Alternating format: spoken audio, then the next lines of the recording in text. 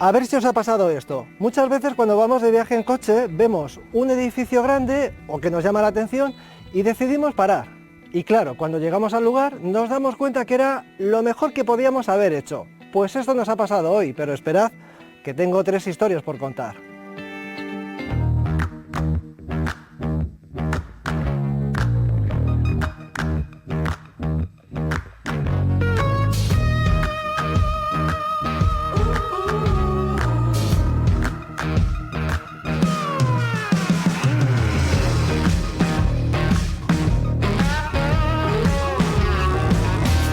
Majestuoso, el castillo de Ampudia se erige en lo más alto de la localidad, un castillo que ha tenido muchas idas y venidas y cambios de propietario, hasta que la familia Fontaneda lo adquirió y guardó en su interior unas colecciones muy interesantes.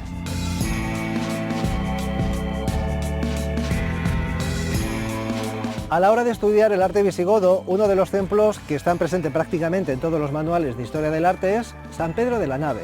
Una iglesia que contiene mucha simbología en su interior y con una historia, la de su traslado, que fue pionera en España.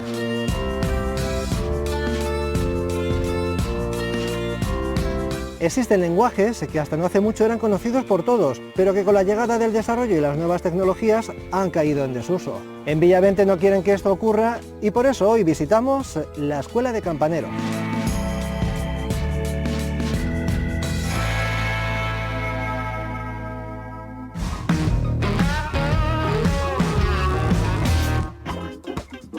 Muchas veces ocurre que al pasar por ciertos lugares, vemos desde el coche que algo nos llama la atención y nos hace detenernos. Algo parecido es lo que nos ha ocurrido en plena tierra de Campos. Estamos en Ampudia, porque viajando por el entorno, algo me ha dicho que me tenía que parar aquí. ¡Anda, qué castillo! Por eso lo primero que he hecho al llegar aquí ha sido coger un plano para ver qué lugares puedo visitar. Y la verdad que atractivos no le faltan. Hay incluso un castillo. ¿No tenéis curiosidad por saber el origen de este municipio y las historias que pueden rodear al castillo? Seguro que sí, y si aún no la tenéis, os aseguro que la vais a tener. No sé por qué, pero me da que este es un viaje en el que no solo voy a encontrar una historia. Hola, muy buenas. Hola, ¿No serás de aquí de Ampudia? pues nacido y criado. Vamos, lo que se suele llamar oriundo o de pura cepa. Oye, que estoy viendo aquí en el plano que Ampudia tiene muchos sitios que ver. Hombre, estás en un pueblo conjunto histórico-artístico allá desde 1965, ya con 55 años de andadura. ¿Qué origen tiene este municipio? Bueno, Ampudia, en sus primeras poblaciones parece ser que fueron romanas, quizás anteriores, ¿no? Pero el pueblo, el caserío en sí, más o menos del siglo XII aproximadamente. Según cuentan algunos historiadores, la fundación es romana, del siglo I o II antes de Cristo. Una de las cosas que me ha llamado la atención cuando venía en el coche era la torre de la iglesia y ya una vez en el pueblo, toda esta zona porticada de calles.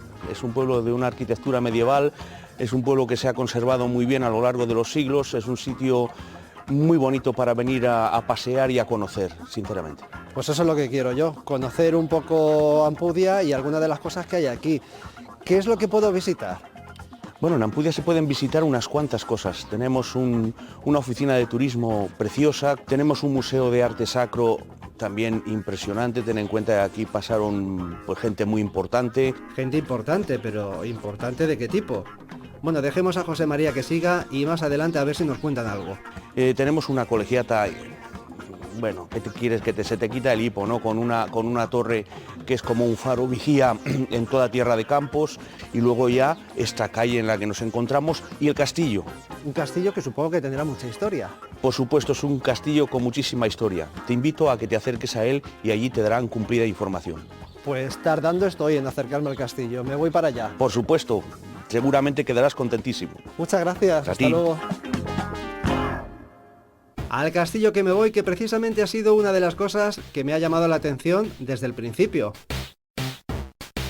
La verdad es que os tengo que contar que andar por estas calles porticadas me hacen trasladarme a una época medieval. Pero es que además, como habéis oído, hay un castillo. No sé vosotros, pero yo quiero saber su origen, quién vivió allí, qué fue lo que aconteció y qué es lo que hay en su interior. Para empezar a dar respuesta a todas esas preguntas me reúno con Epifanio Romo, que es historiador local, pero de los buenos. Epifanio, vaya castillo más hermoso que tenéis aquí en Ampudia. Pues sí, sí lo es, sí. ¿Cuál es el origen de este castillo? El castillo es obra de la segunda mitad del siglo XV. Se construyó entre 1465 y 1485. Antes, en el solar, que ahora ocupa el castillo, había un antiguo alcázar y en ese mismo solar construyeron este castillo señorial don García de Ayala y su esposa doña María Sarmiento. ¿Y quiénes eran estas personas o estos personajes? Eran los señores de Ampudia y lo construyeron con un doble motivo, que fuera un recinto defensivo y una morada familiar. Vamos, un castillo para vivir y vivir bien, con todo lujo de comodidades de la época, claro. ¿Quiénes más pasaron por él? Bien, de don García de Ayala el castillo pasó a su hijo, don Pedro de Ayala.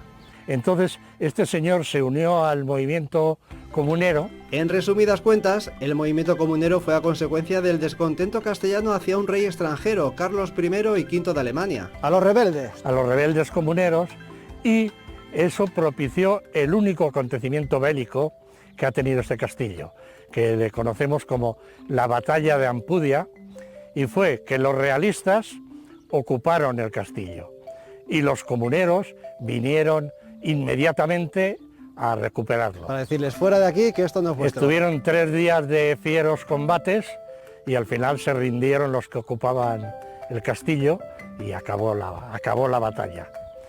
Después lo heredó su hijo. Un inciso, recordad que hemos dicho que hasta aquí pertenecía a don Pedro de Ayala, que se llamaba don Atanasio de Ayala. Y este tuvo muchos hijos, pero todos con una señora de Ampudia y ninguno con su mujer legítima. Vaya, o sea que este hombre era un poquito mujeriego, ¿no? O no le gustaba la mujer. Entonces, todos los hijos fueron declarados ilegítimos. En consecuencia, desapareció el linaje de los Ayala y el señorío de Ampudia y el castillo pasó a ser del poderoso duque de Lerma. Como era el valido del rey, trajo a Ampudia a los reyes en varias ocasiones, y eran Felipe III y Margarita de Austria. Y en una de esas ocasiones se negoció aquí en este castillo el traslado de la corte desde Valladolid a Madrid.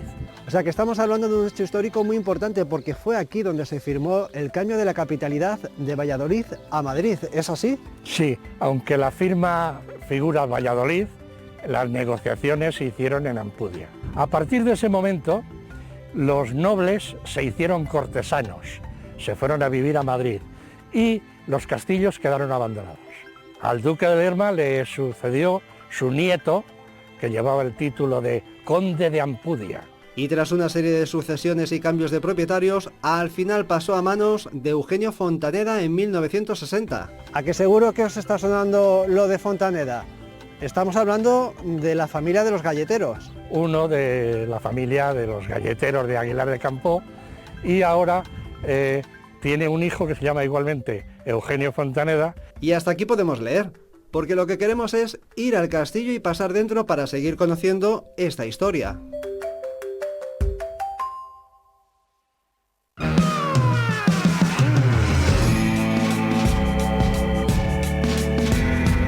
Desde la carretera nos llamó la atención un castillo. ¡Anda, qué castillo! Resulta que además es un castillo con mucha historia. Por supuesto, es un castillo con muchísima historia. De hecho, aquí acontecieron algunos hechos históricos de gran relevancia. Se negoció aquí en este castillo el traslado de la corte desde Valladolid a Madrid.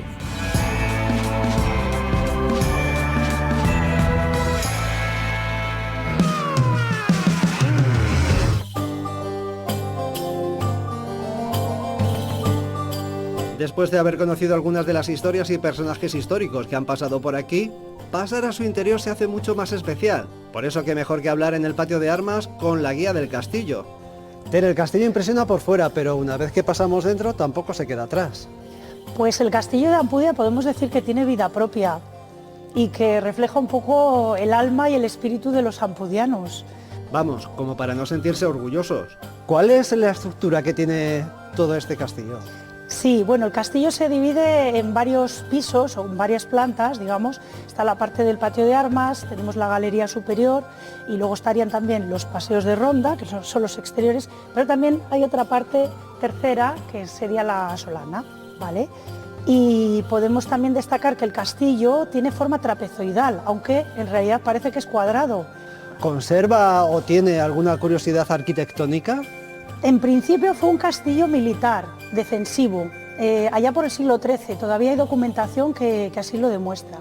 Pero tal como lo concebimos hoy en día es un palacete del siglo XV, un palacete señorial castellano. Estos castillos ya están más enfocados al disfrute. Entonces, allá por el siglo XV, cuando el duque de Lerma estuvo habitando estas estancias, pues aquí agasajaría al rey Felipe III y a la corte de España, a la Florinata, que pues, vendrían por aquí de paso para disfrutar de estos... Bueno, menudas comilonas se tenían que preparar aquí en el patio de armas. Aquí podía venir la familia y casi todo el pueblo. Tú siempre pensando en una fiesta y en comer. Ay. Mal no lo pasarían. El castillo es así como muy cinematográfico también. ¿No se habrá rodado aquí alguna película? Bueno, Conrado, exactamente dentro del castillo no, pero en los aledaños se hicieron unas tomas del Cid Campeador en 1961, con Charlton Heston a la cabeza. Aquello tuvo que ser todo un acontecimiento para el pueblo. También me han dicho que este castillo pertenece ahora a la familia Fontaneda. Don Eugenio Fontaneda, que fue uno de los industriales galleteros natural de Aguilar de Campoo, allá por finales de los 50 visitó Ampudia y se enamoró del castillo a pesar de las condiciones en que estaba, porque estaba totalmente derruido. Y bueno, decidió acometer esa titánica obra de comprar el castillo y devolverle a la vida, que es tal como hoy lo podemos observar. Fíjate qué cosa más bonita. Se enamoró del castillo, lo compró y lo hizo suyo. Mi padre me ha contado muchas veces que tenía mucha relación con la gente, incluso se tomaban sus chatitos de vino, mi padre me lo cuenta muchos días. Y bueno, a mí me gusta tener esa visión romántica de que gracias a que don Eugenio Fontaneda disponía del dinero, decidió invertirlo en algo, en una operación tan titánica o en una obra que seguramente le tildarían de loco en aquella época y que a día de hoy podamos disfrutarlo pues tanto en España como en el extranjero, porque es verdad que es visitado por mucha gente de otros países. Vamos, que podemos decir que fue todo un Quijote. Sí, señor.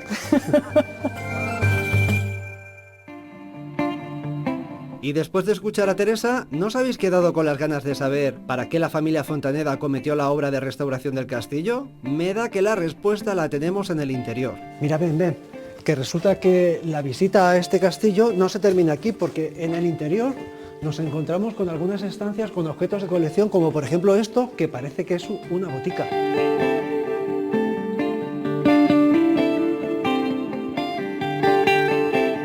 Eugenio, no sé si quedarme aquí para que me cuentes todo lo que tenéis en el castillo o directamente salir corriendo.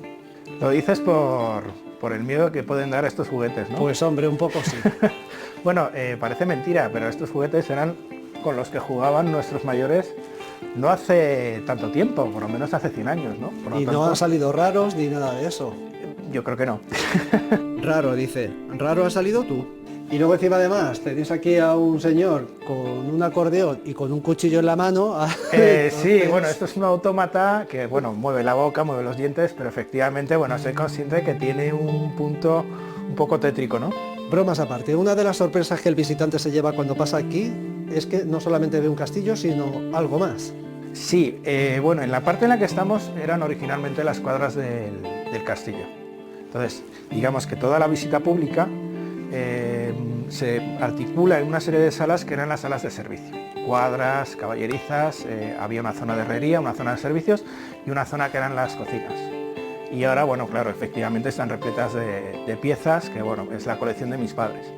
¿Cuántas colecciones son las que se pueden visitar? En la visita pública se pueden visitar 5 colecciones. Podemos ver la sala de juguetes, que es en la sala en la que estamos. Podemos ver otra parte que está dedicada al arte sacro, o sea, esculturas de la escuela castellana del siglo XVII, siglo XVI y arte litúrgico.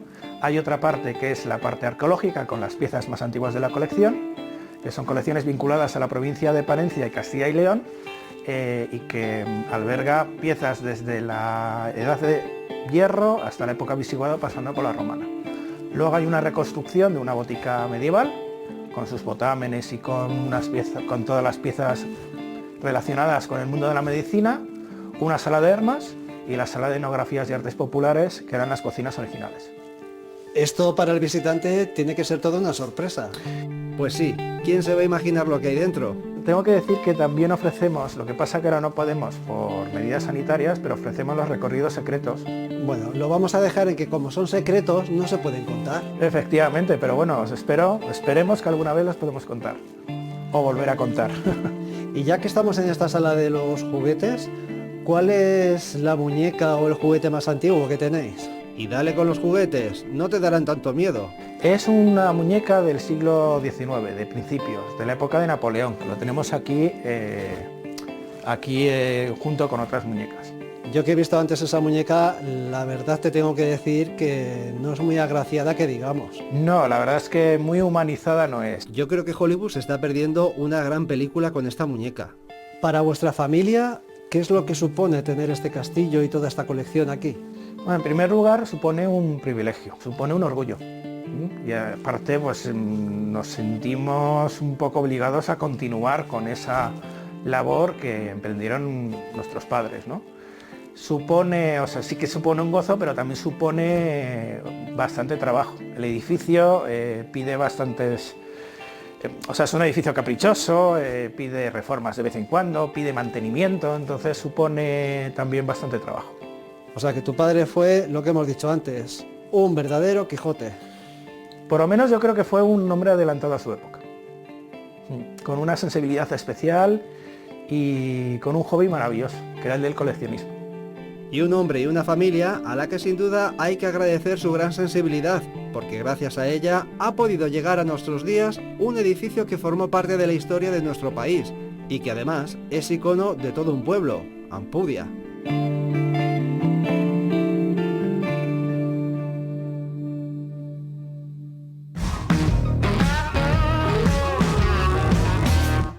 En el punto de la confluencia, sobre la margen derecha, está el pequeño pueblo llamado La Pueblica.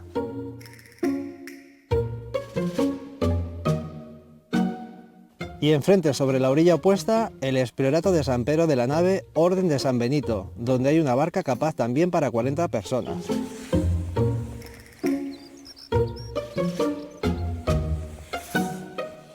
Este es un texto del Diccionario Geográfico de Pascual Madoz del año 1845 a 1850, que me voy a ver a Hortensia que me lo cuente.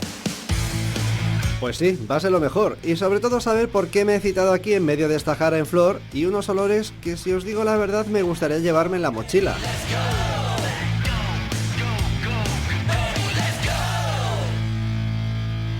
Hortensia, ¿me has dejado este texto para darme la pista de dónde estaba el pueblo? Por más que estoy mirando aquí en este entorno, yo no veo ningún pueblo. ¿Dónde está? Bueno, pues está bajo las aguas del embalse de Ricoballo, construido a principios, en las primeras décadas del siglo XX. No sé por qué me estaba imaginando algo así. La construcción del pantano hizo que quedaran bajo el agua los pueblos de La Pueblica y San Pedro de la Nave. ¿Hay algún texto que describa precisamente cómo era? Si no exactamente el pueblo, creo que el mejor emisario que tenemos es don Manuel Gómez Moreno, quien conoce este espacio entre 1903 y 1905, cuando realiza el catálogo monumental de la provincia de Zamora. Y creo que, si te parece, te lo voy a leer. Venga, prestad atención y poned un poco de imaginación. Titula, es La Nave, haciendo referencia expresa a San Pedro de la Nave, y dice: húndese luego el aliste más y más entre imponentes barrancas hasta caer en el Esla, frente a un pequeño llano que, por estar en bajo y resguardado, goza de un clima seductor a la par que de aislamiento. Y allí surge la iglesia vetustísima e incomparable de San Pedro de la Nave. Sobrenombre es este que dudo mucho se explique por el barco atracado allí para cruzar el río. Antes bien, como equivalente de Nava o Campo Serrano, convendría bien al sitio mismo. Y ese barco tuvo mucha importancia. Era un barco que se utilizaba para cruzar el río y de ahí el nombre de San Pedro de la Nave. ¿Todo eso que había aquí Hortensia, se perdió. Se perdió absolutamente todo. Y la iglesia de San Pedro de la Nave pues se pudo salvar gracias a una inquietud que sobre todo se surgió en una serie de personas de Zamora que descubren, que intuyen lo que es la iglesia de San Pedro de la Nave, enmascarada como estuvo de una serie de construcciones, salvo el interior. Paramos aquí, porque os cuento que desde la distancia la directora del Museo de Zamora también nos va a ir aportando alguna que otra información muy interesante. Es un monumento descubierto por Gómez Moreno en 1903 y entra dentro del conjunto de las iglesias denominadas visigodas. ¿Y hubo polémica a la hora del traslado de la iglesia de San Pedro de la Nave? Por supuesto que sí, entre otras cosas porque ni tan siquiera se ponen de acuerdo las dos academias de arte e historia y por supuesto la polémica también se suscita entre quién tiene que hacer el traslado. Hortensia, me gustaría conocer la iglesia de San Pedro de la Nave y toda la historia del traslado. No sé si tendrás tiempo. Sí, por supuesto que sí. Lo que pasa es que no pueden ser de forma inmediata. Si no te importa, tengo que tomar unas fotos un poco más adelante y quedamos allí dentro de un rato. Pues mira, así aprovecho y ya visito un poco lo que es el entorno. Perfecto.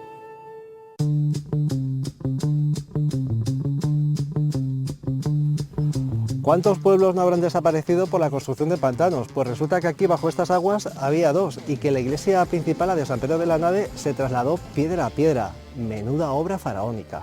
Para que lo entendamos un poco mejor, mirad este documento de la época. La ermita visigótica de San Pedro de la Nave lleva 13 siglos en este otero zamorano hasta donde llegarán las aguas del futuro embalse de Ricobayo. En 1930, don Elías Tormo, ministro de Instrucción Pública, y don Manuel Gómez Moreno, arqueólogo e historiador de arte, son invitados por Saltos del Duero para estudiar el medio de trasladar la ermita a un nuevo emplazamiento. Dirige la operación el arquitecto don Alejandro Ferrán. El traslado se hace piedra a piedra. Casi un año se invierte en la tarea. El lugar escogido para reconstruir el templo es el término de El Campillo.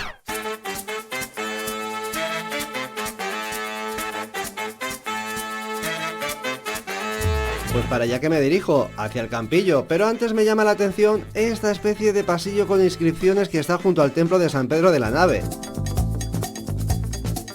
Lucina, una de las cosas que me ha llamado la atención cuando he llegado al centro de interpretación es ver todo este mural con letras o símbolos. ¿Esto qué es, el Quijote o qué es? Estas son inscripciones que hay en el interior de la iglesia, están en latín y están encima de los capiteles, en el sacrificio de Isaac y en el de Daniel en el foso de los leones. Lo que sí es que está como muy escondido, ¿no? Sí, para eso mismo lo hizo, para que desde arriba no se note que está esto aquí, para que no quite vista a la iglesia. Os tengo que contar que para que todo esto pueda ser visitable y esté como esté, existe un plan del Románico Atlántico en el que colaboran la Fundación Iberdrola, la Junta de Castilla y León, la Fundación Santa María la Real y otras entidades. ¿Y qué es lo que podemos ver en el interior? En el interior hay parte de la historia de la iglesia, con unas fotografías de su emplazamiento original, otras fotografías de su emplazamiento original también, donde estaba la iglesia antes de trasladarla. Y bueno, luego tenemos otro pueblo que quedó anegado por el agua, la Pueblica, y un poquito de historia, luego el plano del embalse, donde estaba la iglesia antes y para dónde la han trasladado ahora. Que podemos ver dónde estaba antiguamente y dónde está ahora. Sí, se puede ver dónde estaba y dónde la han trasladado. ¿Se conserva también en el interior algún elemento que se haya encontrado en torno a la iglesia de San Pedro de la Nave? Sí, tenemos unas estelas funerarias romanas.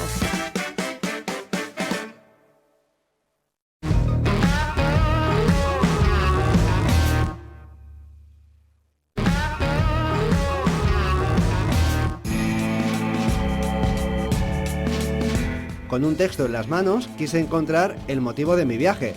Y enfrente, sobre la orilla opuesta, el Esperorato de San Pedro de la Nave. Al final desistí y fue Hortensia quien me habló de la desaparición de dos pueblos y el traslado de una joya arquitectónica. La iglesia de San Pedro de la Nave pues se pudo salvar. Y después, en el centro de visitantes, hice una parada antes de seguir conociendo más. En el interior hay parte de la historia de la iglesia.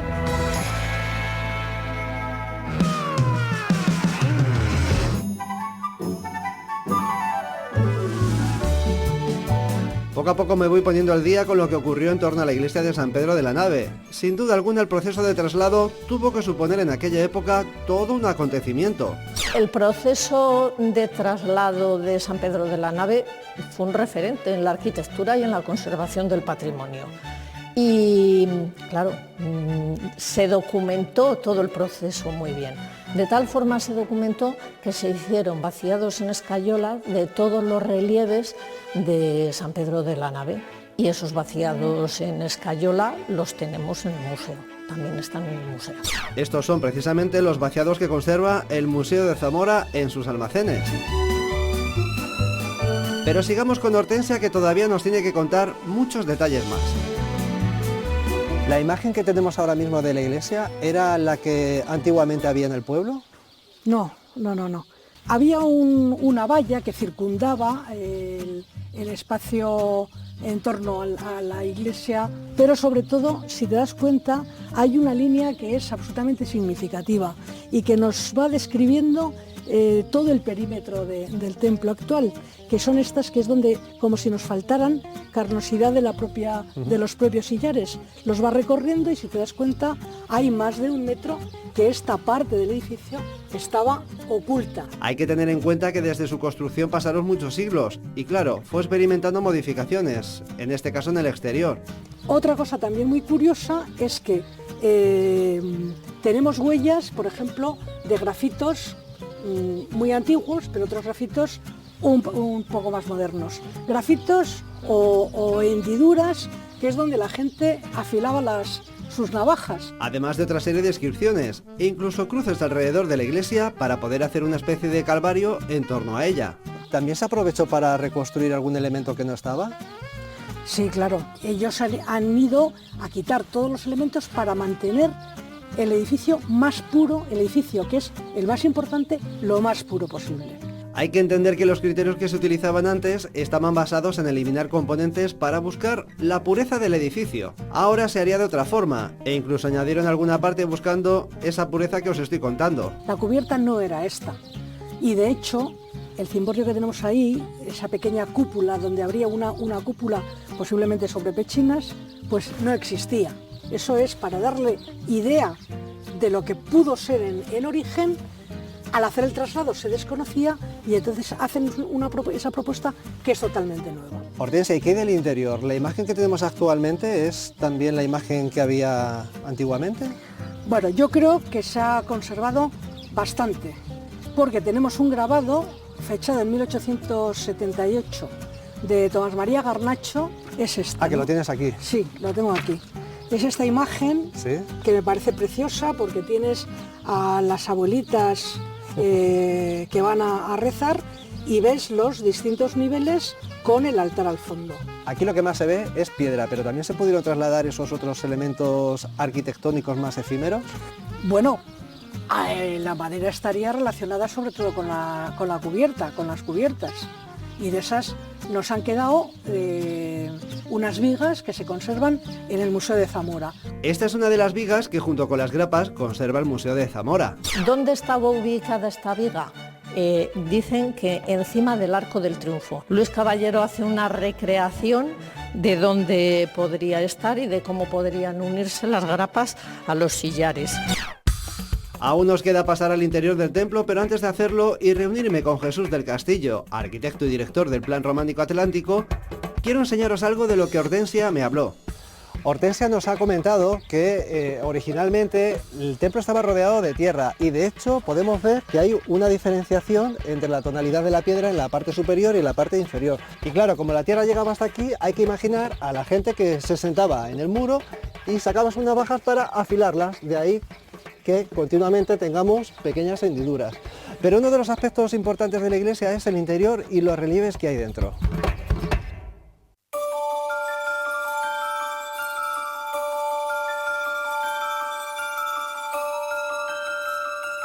Una de las cosas importantes de este tipo de templo es la distribución del espacio interior. El espacio ya me está diciendo que es algo distinto, algo diferente. Seguro que sí. Seguro además que te lo está diciendo porque te habrá producido una emoción importantísima, ¿no? Este templo produce una emoción muy importante, ¿no? Este es un edificio muy especial, ¿eh? Como que acoge.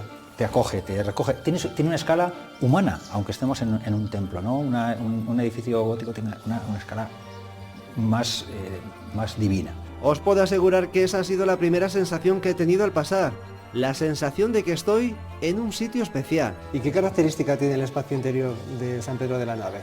Tenemos la sensación de que estamos en un edificio, en una iglesia de 3 naves, ¿no? De una planta basilical, pero hay algo que nos distorsiona totalmente, hay algo que no encaja, ¿no? Porque realmente es un espacio centralizado, es una planta de cruz griega también, pero no. Entonces, ¿qué es lo que ocurre? Lo que estamos viendo es algo que entra en contradicción, porque efectivamente tenemos la traza de una cruz griega en origen y tenemos el desarrollo de una planta basilical.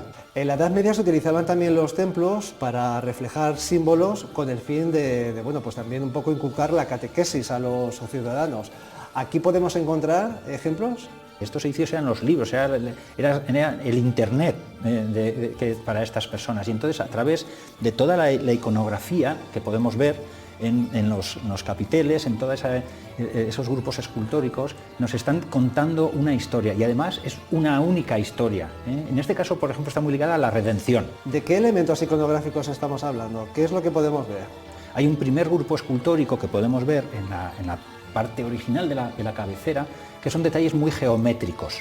Hay un segundo grupo escultórico también muy importante, que quizás es el más conocido, ¿no? Porque es el mejor, entre comillas, para entendernos, el más reconocible, y es el que nos cuenta más la historia que todos tenemos presente, ¿no? Ese sacrificio de Isaac, por ejemplo, que veíamos antes, o Daniel con los leones, que tiene mucha simbología además añadida. Pues efectivamente, unos relieves que encontramos en todos los manuales de historia del arte.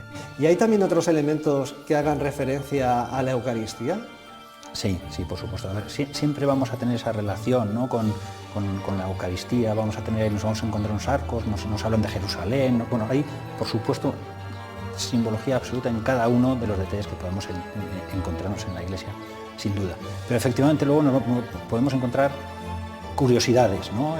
Por ejemplo, una curiosidad, algo que nos llama mucho la atención, sobre todo porque no somos capaces de entender, son elementos como el orologio que podemos descubrir, sobre todo a determinadas horas del día, que es un mecanismo muy extraño, ¿no? De luces y de sombras, que nos hablaba de las horas de estas personas, de estos monjes. Un orologio que además no está completo, está interrumpido en el mes de marzo. Y luego, a mí hay un elemento que me llama especialmente la atención. En el primer grupo de escultórico, sí que nos encontramos esos motivos geométricos, esos motivos vegetales, que aparentemente son motivos geométricos. ¿Por qué no vamos y me lo cuentas mejor? Podemos verlo ahí. Venga.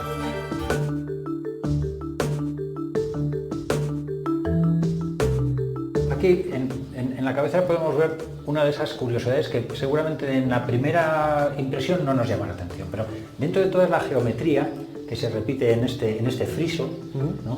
Que recorre toda la cabecera, lo que nos encontramos es un motivo general que, aparte de las cruces patadas, espirales, etcétera, etcétera, en algún momento esos círculos que se reproducen en el friso, ahí se corta, se transforman.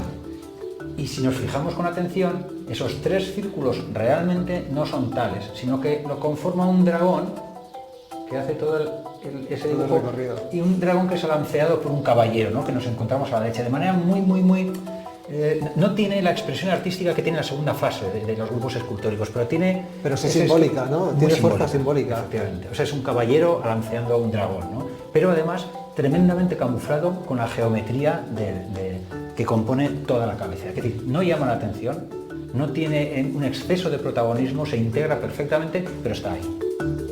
La importancia de San Pedro de la Nave, desde luego, es incuestionable para entender la vida en la época en la que se construyó, pero además acercarse a ella es impregnarse de sensaciones y de curiosidad. Una curiosidad en todos los aspectos, porque desde los propios elementos que podemos ver hasta conocer la historia de su traslado, hace que, aunque finalicemos el viaje, sigan existiendo muchas preguntas que sinceramente prefiero dejar ahí para que formen parte de mi experiencia de viaje.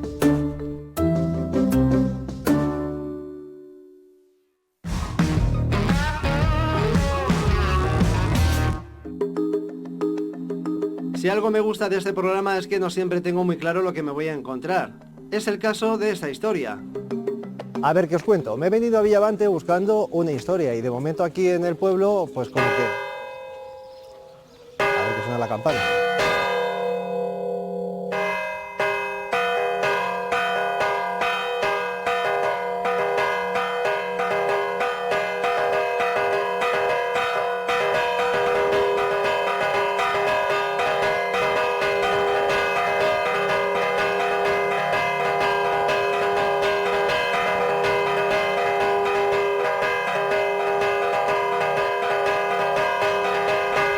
Bueno, pues ya está. Pues parece que las campanas de este pueblo no me lo han puesto nada fácil.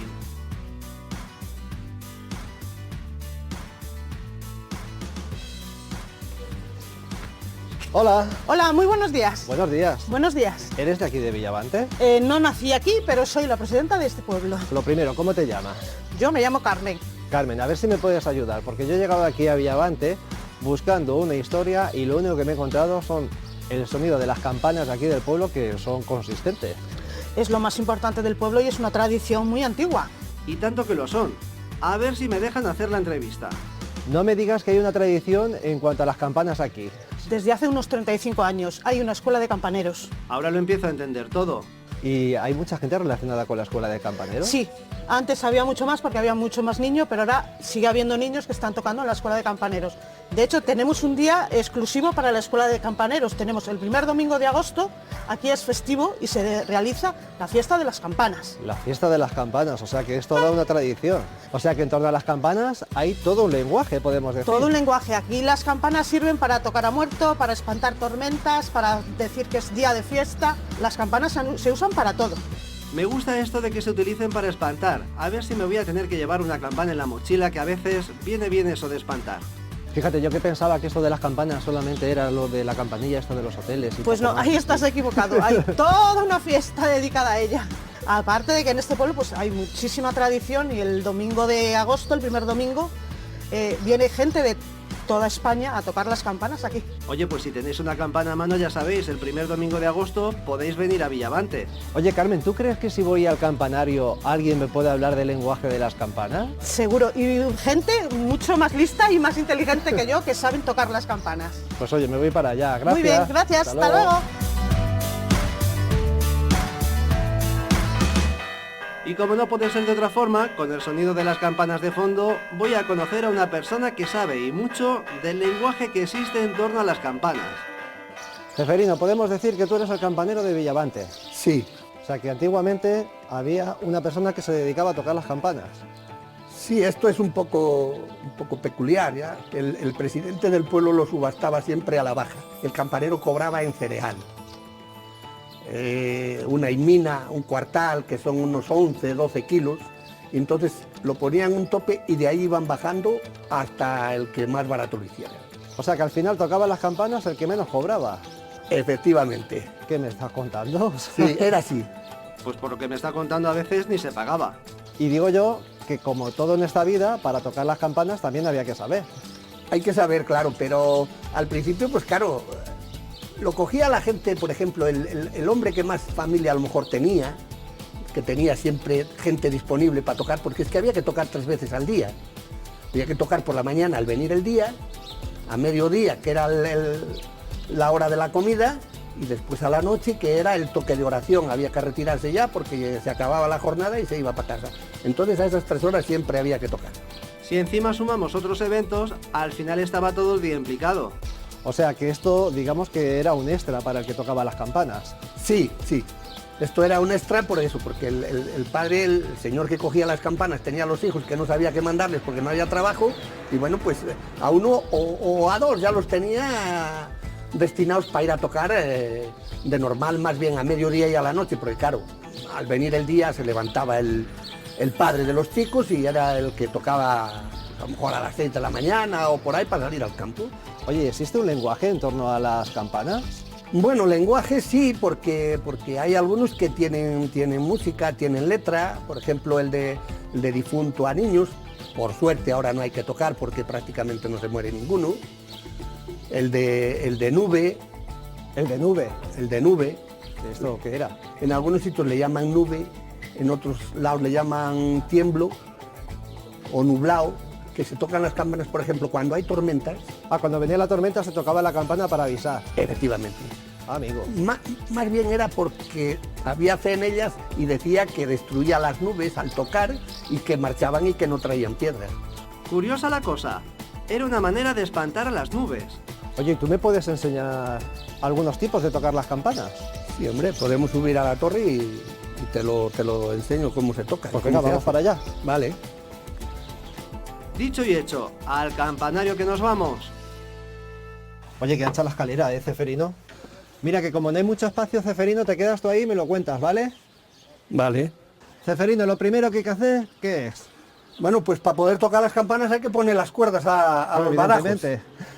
Y luego después ya empezaremos a repicar. Vamos a poner las cuerdas. Los sábados, que era víspera de fiesta, subíamos para arriba, que era cuando teníamos permiso, las mareábamos. Mirad qué cara de felicidad que se le pone a Ceferino al recordarlo. Ceferino, ¿tú cuántos años llevas tocando las campanas? Uy, madre. Pues desde los 7 años que empecé, que fui monaguillo con el cura de mi pueblo. Anda, mira, yo también fui monaguillo. Desde los 7 años hasta 73 que tengo, echa cuentas a ver cuántos años hace. Nada, unos poquitos nada más. Venga, que vamos a tocar las campanas. Sí. ¿Qué ejemplos me puedes poner? Bueno, te puedo poner un repique, por ejemplo, de fiesta.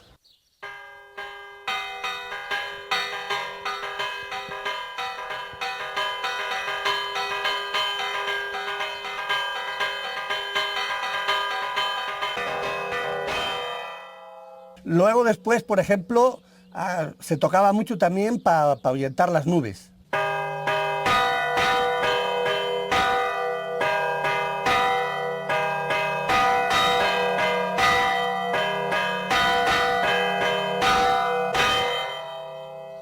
Estaba cayendo a lo mejor algo de piedra y entonces según se ponía a tocar uno las campanas, pues paraba de caer piedra. A lo mejor seguía lloviendo, eso sí, pero el pedrisco se paraba. Otro de los toques que podemos escuchar es el que se hacía cuando fallecía algún niño.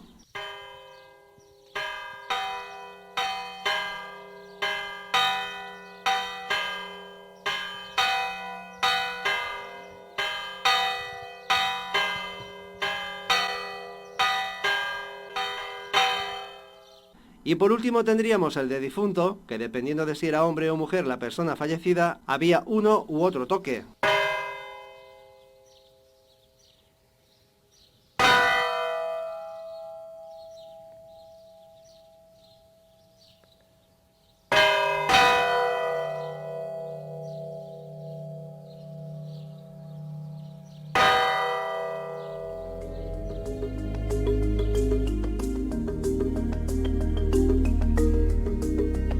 Hay que ver qué cosa más curiosa, ¿no?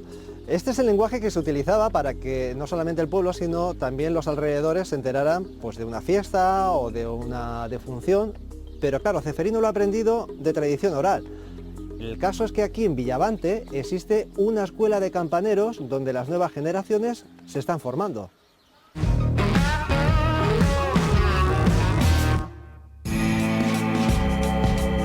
Llegamos a Villavante y al final dimos con una tradición. Y las campanas sirven para tocar a muerto, para espantar tormentas, para decir que es día de fiesta. Se nos ha hablado de que existe una escuela de campanero. Desde hace unos 35 años hay una escuela de campaneros. Y hemos asistido a una clase magistral sobre el toque de campana.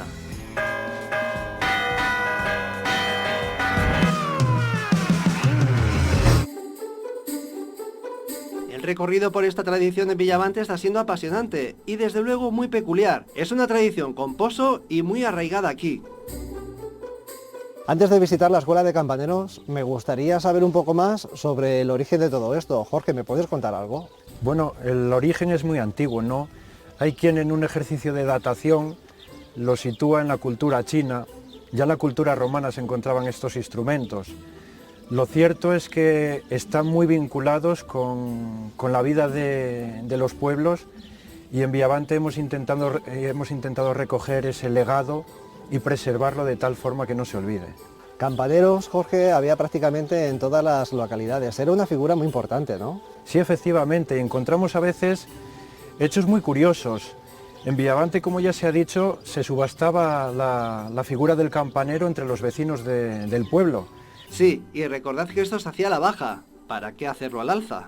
Pero podemos encontrar en algunas catedrales, por ejemplo, en León o en Palencia, una vivienda que estaba destinada para el campanero, que vivía allí y llegaba incluso a tener allí su propia pocilga, donde criaba sus animales como un vecino más de la ciudad.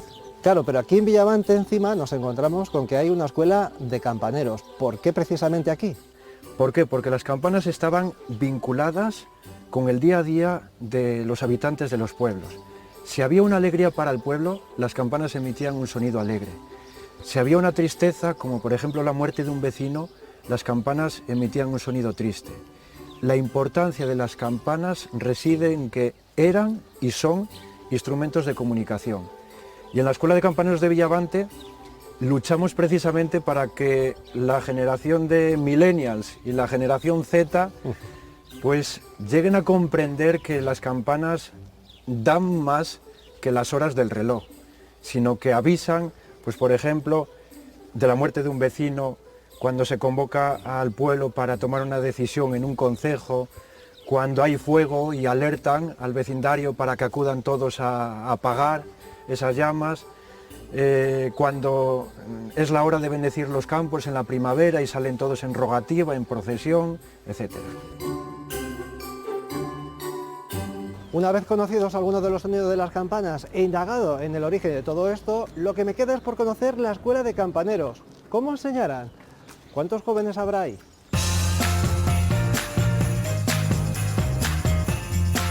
Y es que el tema de los jóvenes es importante, porque como hemos oído, uno de los objetivos de la escuela es precisamente eso, que no se pierda. Y evidentemente para ello hay que implicar a las nuevas generaciones. Pero mejor que sea Julián, el presidente de la Asociación de Campaneros, el que me lo explique. Esto es algo que prácticamente pasaba de generación en generación o de oídas a oídas. En vuestro caso habéis montado una escuela, ¿os ha costado mucho montar todo esto?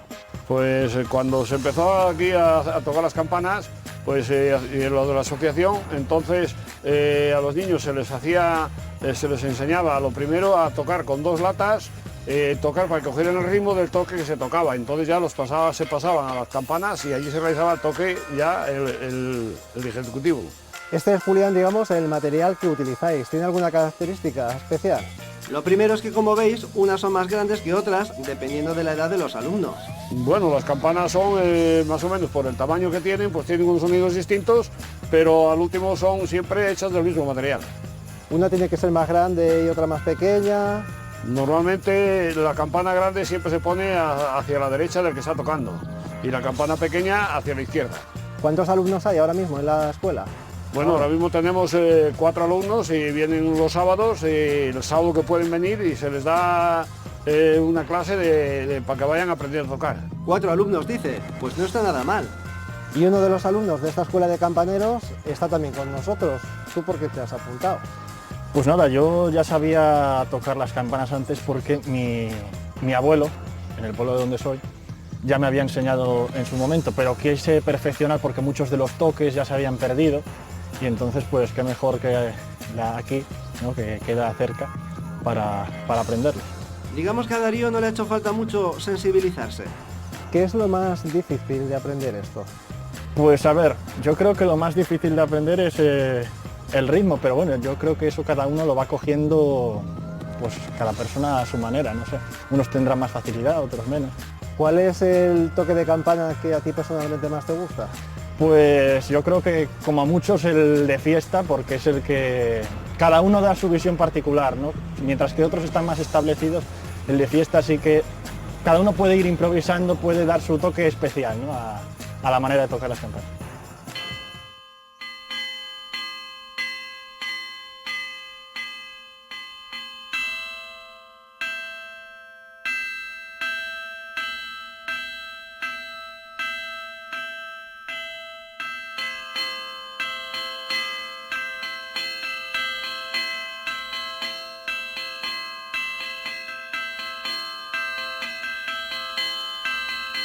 Todo un lenguaje, sí, pero también toda una forma de comunicar una noticia, de convocar al pueblo o de dar a conocer algún acontecimiento.